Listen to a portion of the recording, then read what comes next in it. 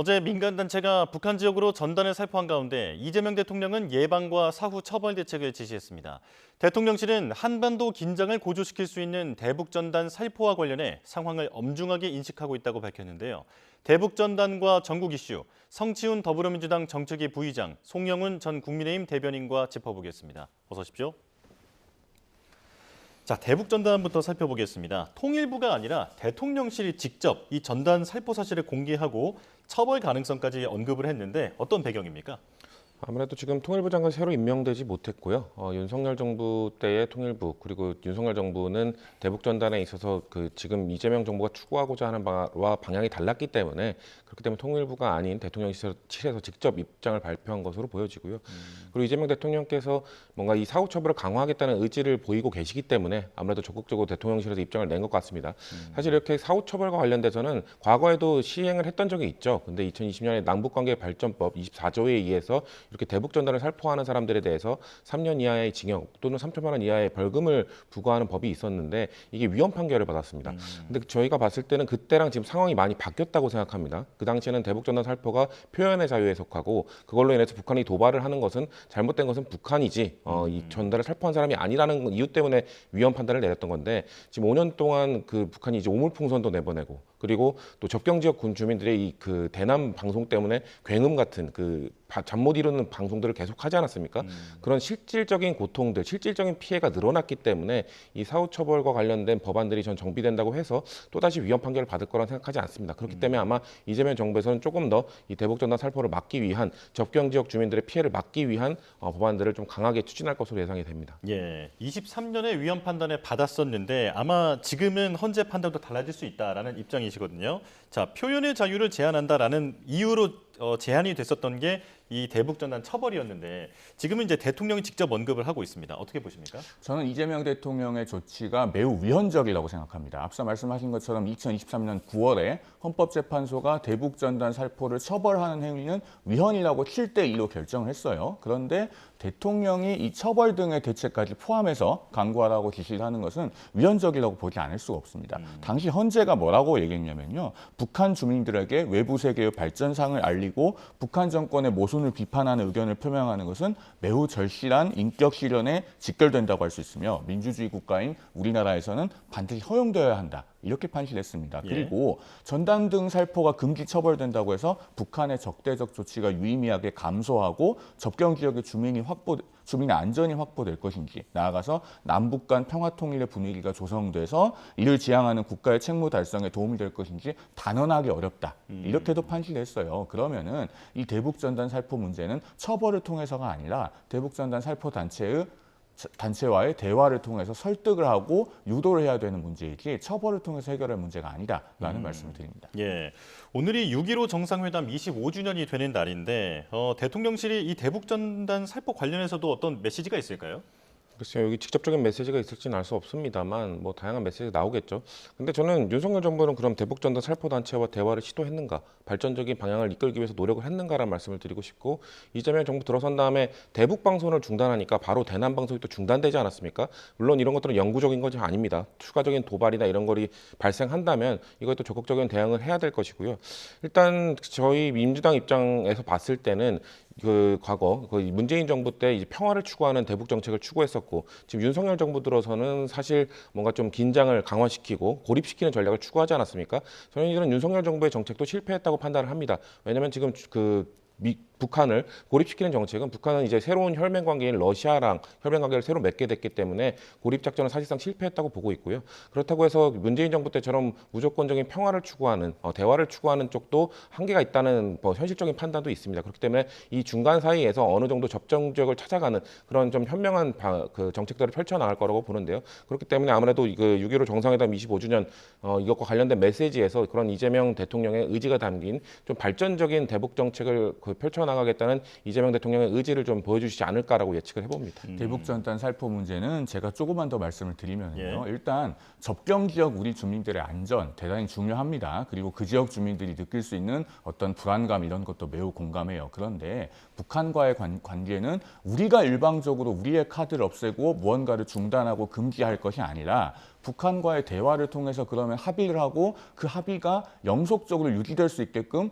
구조적으로 문제를 해결해 나가는 것이 중요합니다. 그런데 우리가 먼저 대북전단 살포를 금지하면은 그것은 국내적으로는 위헌적인 것일 뿐만 아니라 북한이 그러면은 대한민국과의 어떤 상호, 호혜적인 관계를 통해서 그런 걸 지켜나가느냐 하면은 그동안의 판문점 합의를 위반하고 그리고 또 9.19 군사 합의를 파기하고 이런 것들을 통해서 이미 북한의 태도가 어떤지는 다 검증이 된 문제입니다. 그리고 한마디만 덧붙이면은 어제 이 대북전단 살포에 대한 처벌 등을 포함한 대책을 강구하라라는 지시 이후에 인터넷에서 이미 그런 반응이 있어요. 그러면은 북한에 거액의 달러는 보내도 되고 성경책이나 과자는 보내면 안 되냐 이런 얘기가 벌써 나옵니다. 어제 살포된 대북전단 안에는 북한 김정은 정권을 비방하는 내용은 없고 성경책, 과자 등이 발견되었다라고 하는 게 지금 국내 언론의 보도라는 점까지 말씀드립니다. 네. 다음 이슈로 넘어가겠습니다. G7인데요. 이재명 대통령이 이번 주에 G7 정상회의에 참석합니다. 자, 과거 대통령들이 통상 취임 2달 정도의 정상외교 무대에 섰는데 이번에 상당히 이른 편이거든요. 이렇게 빠르게 G7에 참석하는 이유 어떻게 보십니까? 일단 빠르게 기회가 왔고요. G7 저희가 정식적인 참가국은 아니고 초청국이잖아요. 그러니까 예. 매번 초청을 받을 수 있는 건 아닙니다. 윤석열 정부 임기 3년 동안 한 번밖에 초청을 받지 못했고요.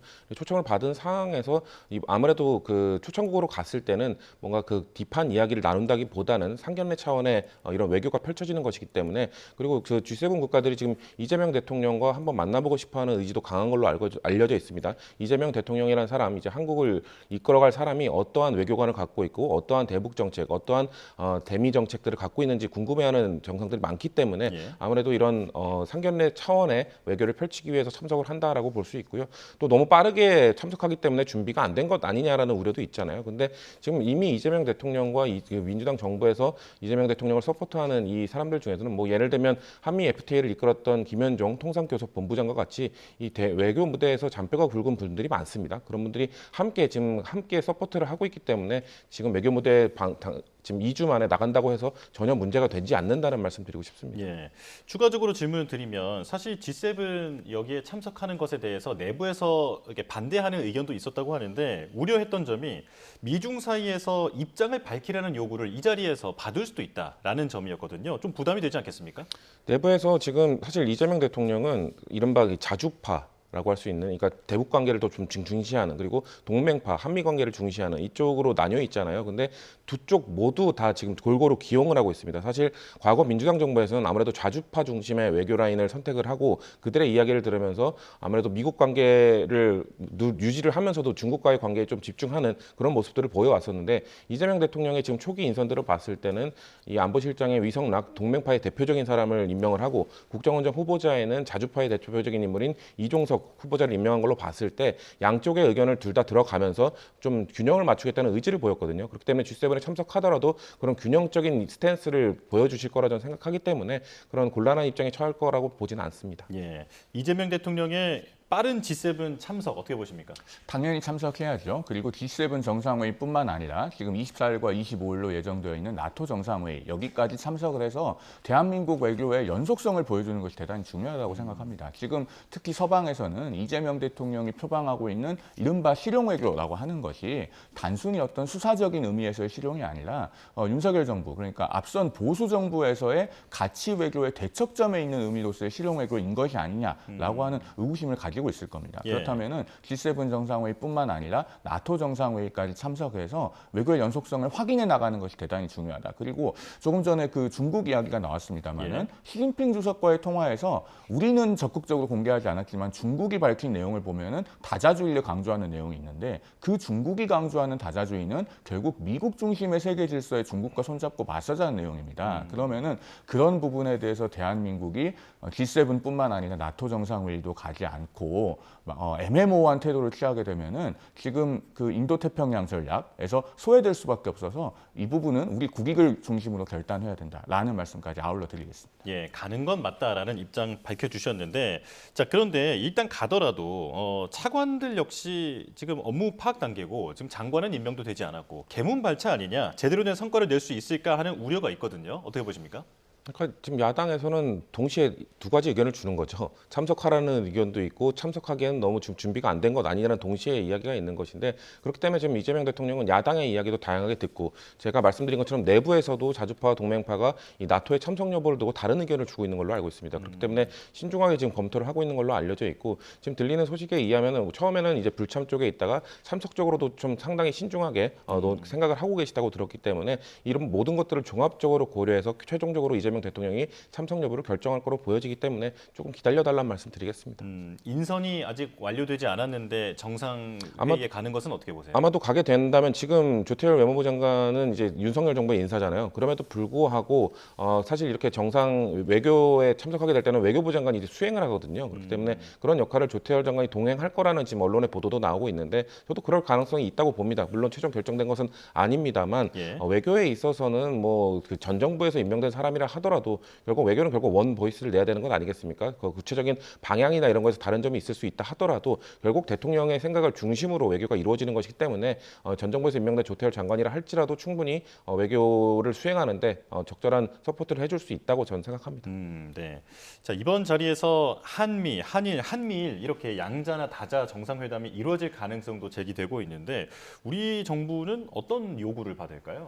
일단 트럼프 대통령과 만나면 아마 이재명 대통령이 관세 문제에 대해서 어떤 생각을 가지고 있는지 확인을 하고 예. 나아가서는 그 트럼프 대통령이 탑다운 방식의 협상을 즐겨하는 그런 스타일로 봤을 때는 그 자리에서 상당 부분에 대한 어떤 양보에 관한 언급을 이끌어내고자 할 가능성도 저는 배제할 수는 없다고 생각합니다. 네. 그러나 이 관세 문제만큼은 야당에서도 빠르게 합의해라라고 재촉하는 것이 바람직하지 않다고 생각을 해요. 사실은 미국 국내적으로 불확실성이 더 크지 않습니까? 7월 9일로 데드라인이 잡혀 있다고 합니다만은 그것도 또 앞으로 어떻게 바뀔지 모릅니다. 어떻게 보면은 시간이 미국 편이 아니고 나머지 국가들의 편이라고도 할 수 있는 상황이에요. 예. 그래서 이번에 G7 정상회의에서 트럼프 대통령과 만난다면 좋은 인상을 심어주고 특히 한미 동맹은 공고하고 한국이 미국 중심의 인도태평양 전략에서 벗어날 의사가 없다. 라고 하는 부분을 명확히 하고 오는 것이 중요합니다. 그리고 관세 문제는 실무 협의에 맡기고 대한민국은 국익 중심으로 차분하게 풀어나가는 것이 중요하다라는 말씀을 드립니다. 예.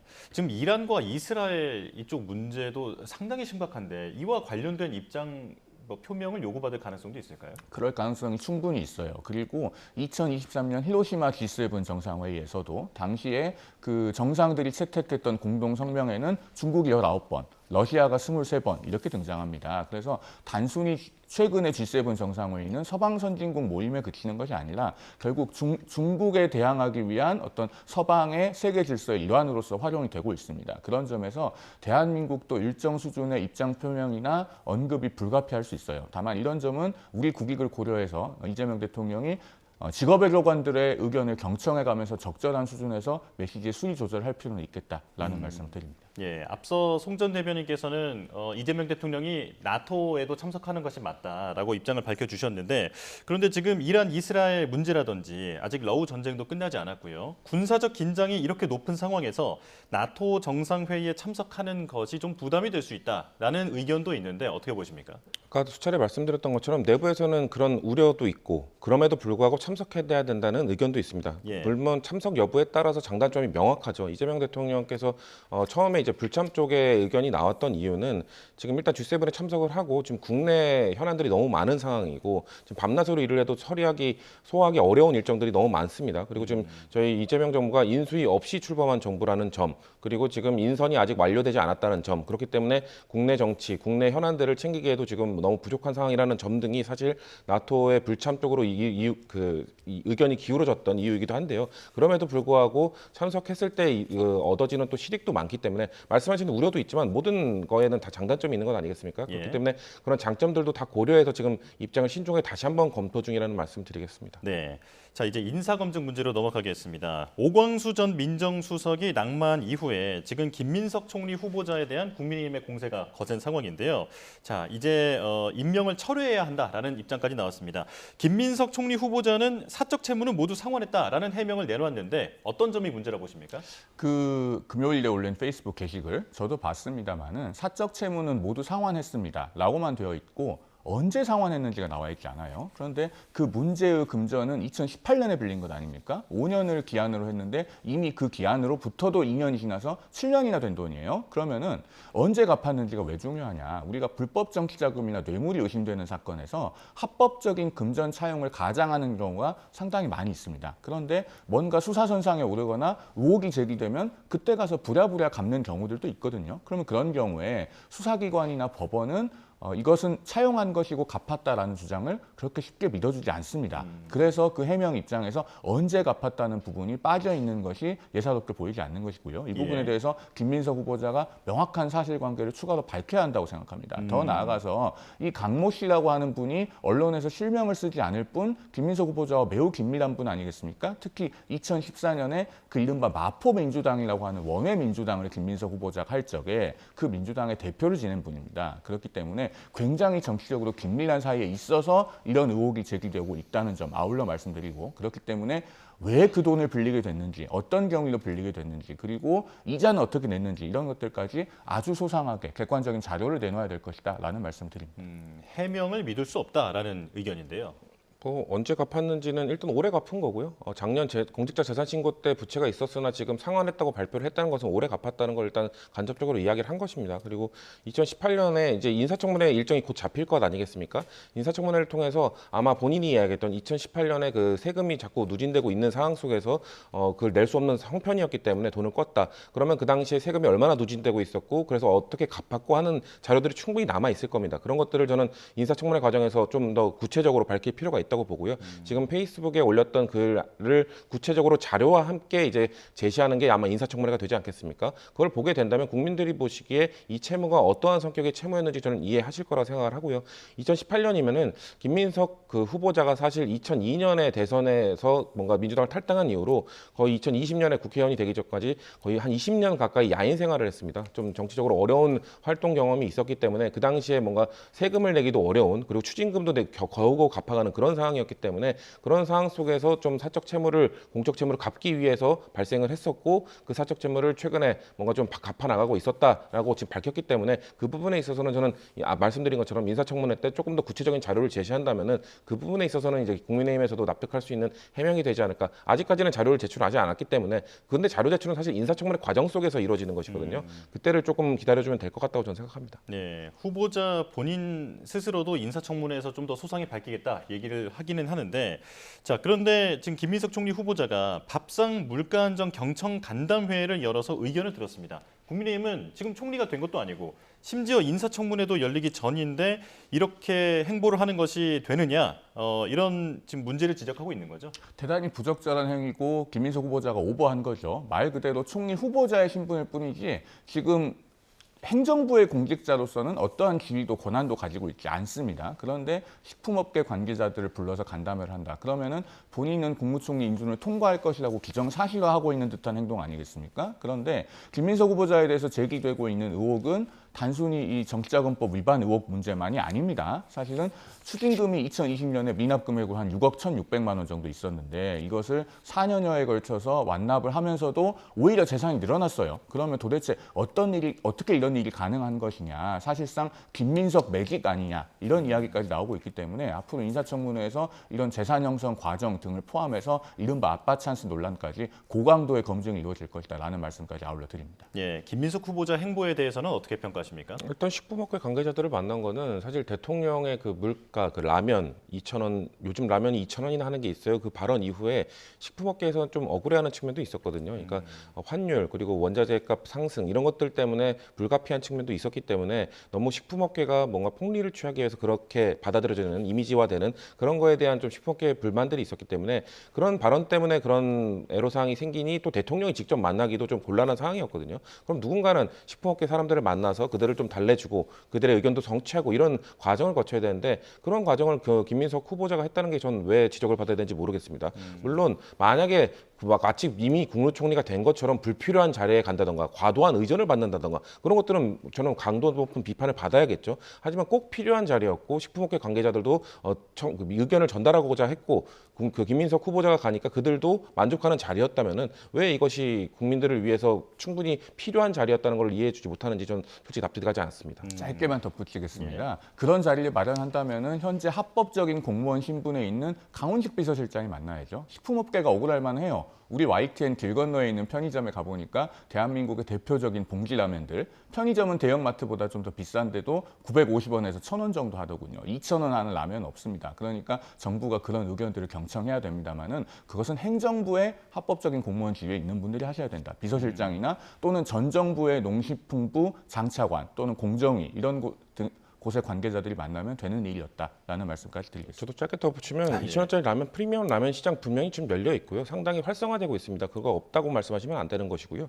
그리고 행정부 관계자가 만나는 게 좀 더 적합하다는 의견 충분히 수용할 수 있습니다. 근데 국민들이 느끼시기에 김민석 후보자가 만난 것이 부적절하다고 느끼실 것인가? 후보자가 만난 것, 이거 아까 말씀드린 것처럼 과도한 국무총리 행세를 한 것인가? 아니면 민심 정치를 위해서 적절한 행보를 한 것인가? 저는 국민들이 판단해 주실 거라 생각합니다. 예, 이한주 국정기획원장에 대해서도 지금 국민의힘은 부동산 투기 의혹을 제기하고 있습니다. 어떤 문제 제기하는 겁니까? 사실 이한주 국정기획위원장 같은 경우는 본인이 계속 부동산에 관해서는 진보적인 가치를 표방해 온 분 아니겠습니까? 그런데 어린이날에 자녀에게 부동산을 증여했다. 이 부분이 사실은 국민 눈높이에는 대단히 맞지 않는 것이죠. 어떻게 보면은 전형적인 내로남불에 해당하는 것이고 그렇기 때문에 오광수 전 민정수석이 이미 사의를 표명하고 수용되긴 했습니다만은 결국에는 이재명 정부의 인사검증이라고 하는 것이 국민 눈높이와는 현격한 거리에서 이루어지는 것이 아니냐 이런 부분을 제기하는 겁니다. 지금 이재명 정부의 인사 논란은 오광수 전 민정수석 한 사람에서 끝나지 않고 김민석 총리 후보자, 말씀하신 이한주 국정기획위원장, 그리고 위성락 안보실장 등등까지 계속 번지고 있습니다. 그런데 이 번지는 원인은 대통령실의 태도에 있죠. 지난주 수요일에는 대통령실에서 오광수 전 민정수석을 두고 본인이 충분히 안타까움을 표하고 있다고 생각한다. 이런 식으로 미온적인 태도를 보였습니다. 그렇기 때문에 이런 인사 논란이 걷잡을 수 없이 번지고 있는 것이다. 그렇기 때문에 본격적인 내각 조각도 하기 전에 이 정도의 논란이 불거지고 있는 상황이라면 정말로 인사 검증에 있어서 국민 눈높이를 회복하는 것이 대단히 중요한 시점이다라는 말씀을 드립니다. 지금 사실 국정기획위원장은 이제 인수위 역할을 해야 하는 이제 막중한 자리인데 그만큼 대통령실에서도 이런 의혹 제기가 좀 부담스러울 것 같거든요. 어떤 대처가 예상됩니까?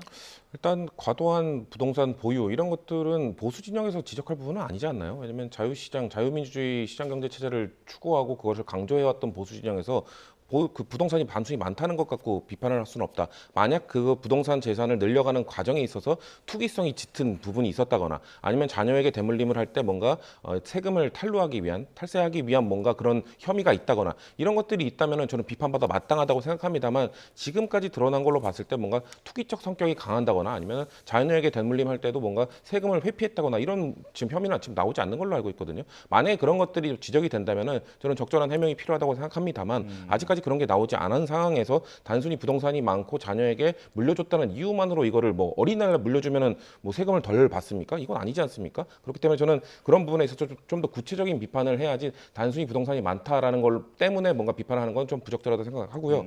그리고 대신에 그런 이건 있습니다. 민정수석, 오광수 전 민정수석이 사실 이런 것들을 검증하고 인사에 대한 철저한 검증을 해야 되는 역할이 민정수석에게 있잖아요. 근데 그렇기 때문에 민정수석을 임명할 때는 그 이른바 셀프 체크리스트라고 하는 예, 아니오로 답해야 되는 수십 개의 질문에도 답하는 그거에 좀 의존할 수밖에 없었다는 말씀을 드리고요. 새로운 민정수석이 임명이 되고 그리고 이제 민정 시스템이 제대로 갖춰지게 된다면 말씀드린 체크리스트 이외에 추가적으로 민정수석실에서 인사를 검증할 수 있게 되기 때문에 그 뒤에 나오는 인사에 대해서는 조금 더 철저하게 검증하겠다는 말씀입니다. 지금 국민들이 봤을 때 이재명 정부의 초기에 국민의 눈높이에 맞지 않은 인사검증을 하고 있는 것 아니냐는 우려가 있는 거 알고 있습니다만 그것들을 앞으로 아무래도 극초반이었기 때문에 보완해 나가겠다는 말씀 드리겠습니다. 예, 덧붙이신 말씀이시면 짧게만 듣겠습니다.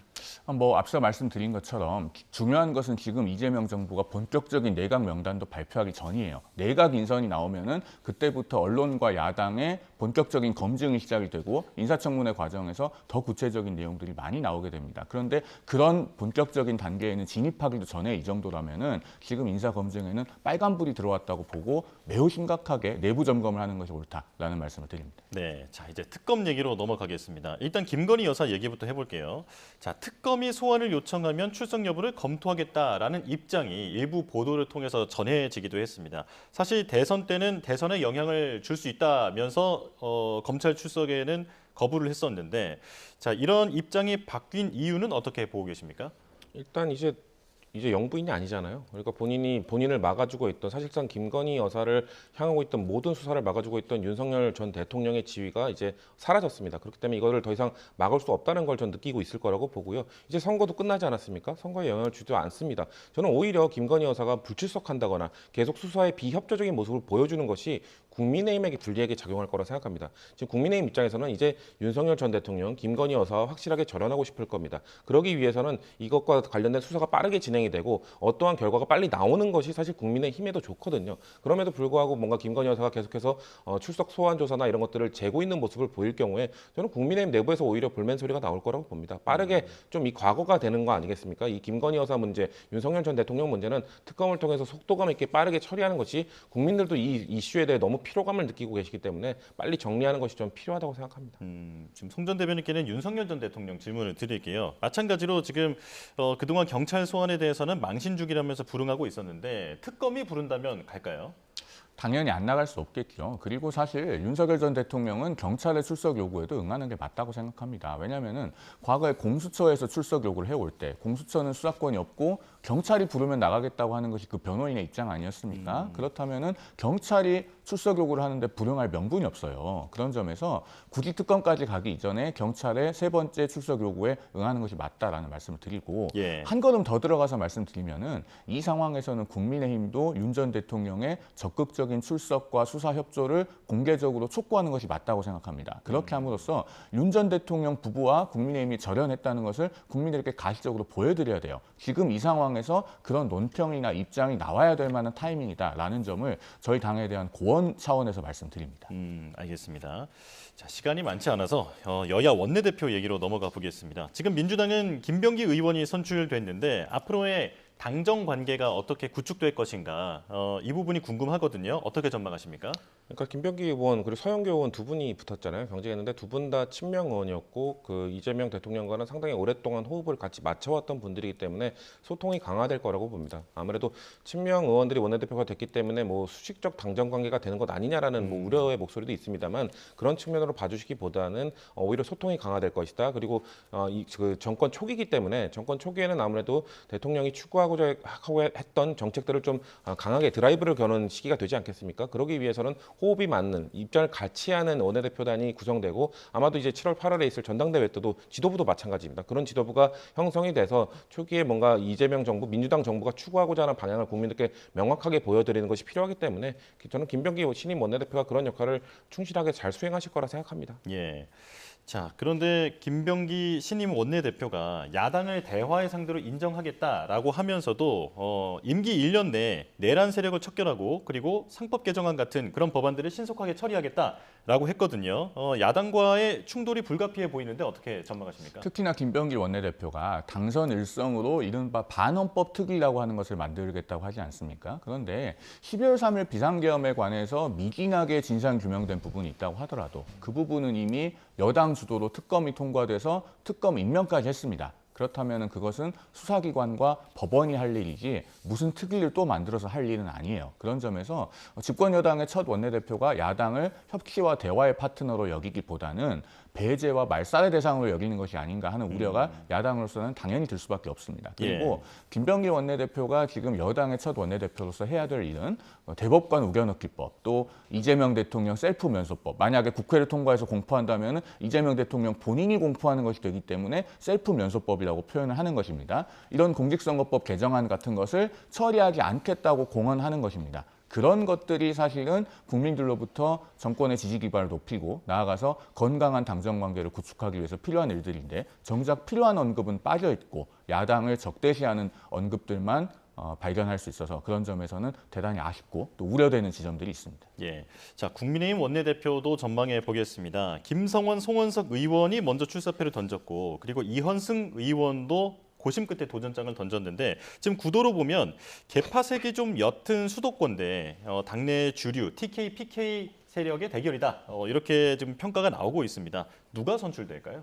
원내대표 선거가 원래 예상하기가 참 어렵죠. 왜냐하면 선거권자가 적은 선거일수록 변수가 많고 외부에서는 알기가 힘듭니다. 그런데 새 인물은 뚜렷한 대비되는 지점들이 있어요. 일단 김성원 의원은 계엄 해제 당시에 계엄 해제 표결에 참여를 했습니다. 그리고 1월 6일 한남동 관저앞에는 안 갔어요. 반면에 송원석 의원은 당일에 국회 안에는 들어갔지만 국회 예결위 회의장에 있었고 계엄 해제 표결에는 끝내 참여하지 않았습니다. 그리고 1월 6일에는 한남동 관저 앞에 갔고요. 그리고 이현승 의원 같은 경우는 5월 10일에 있었던 그 전대미문의 후보 교체 시도, 만약에 성공했더라면 후보 교체 절차에서 반드시 필요했던 전국위원회의 소집 공고를 한 전국위원회 의장이었습니다. 이렇게 새 인물이 최근 6개월간의 이력에 있어서 뚜렷한 대비점이 있기 때문에 결국에는 누가 원내대표로 선출되는지가 국민의힘이 앞으로 국민들께 변화하고 쇄신하고 반성하고 개혁하는 모습들을 보여드릴 수 있는지에 대한 시금석이 될 것이다라는 말씀을 드립니다. 예, 민주당이 보시기에는 국정 파트너로서 누가 되는 게 맞다고 보십니까?